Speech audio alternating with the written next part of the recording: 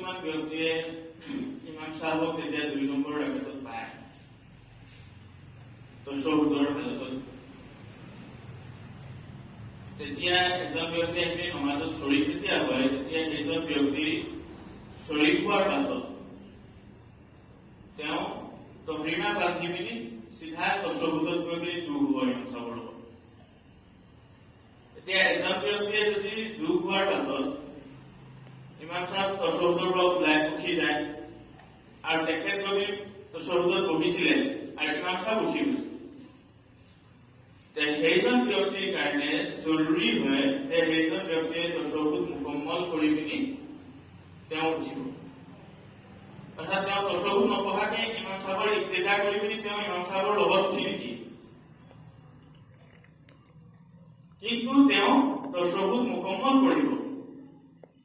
আৰু যদি তোসহ্হুদ মুকম্মল নপঢ়ে তেন্তে মকৰুহে তহৰিমি লিখিছে উলামায়ে আহনাফে। কথাটো বুজিছে যে এজন ব্যক্তি 2 নম্বৰ ৰাকাতত আহি ইমাম সাহাবক পালে, ইমাম সাহাবক তোসহ্হুদত পালে, তেওঁ তোসহ্হুদত বহিলে, ইমাম সাহেব লগালগ তোসহ্হুদৰ পৰা উঠি দিলে। সেইজন ব্যক্তিৰ কাৰণে তোসহ্হুদ মুকম্মল কৰিলে তেওঁ ইমাম সাহেবৰ ইক্তেদা কৰি ইমাম সাহেবৰ পিছে পিছে উঠিব। অৰ্থাৎ মুকম্মল আগত তেওঁ তোসহ্হুদ কৰিব, তাৰ পিছতহে তেওঁ ইমাম সাহেবৰ ইক্তেদা কৰিব। আমাৰ বহুতে দেখা যায় যে তোসহ্হুদ মুকম্মল নকৰি ইমাম সাহেবৰ ইক্তেদা কৰি দিয়ে। তেনেকুৱা মানুহৰ কাৰণে উলামায়ে মকৰুহে তহৰিমি লিখিছে। তেনেকুৱা কৰাটো মকৰুহে তহৰিমি। সেইটো কাৰণে ইয়াৰ পৰা আমি বাচিবলৈ চেষ্টা কৰিব লাগে।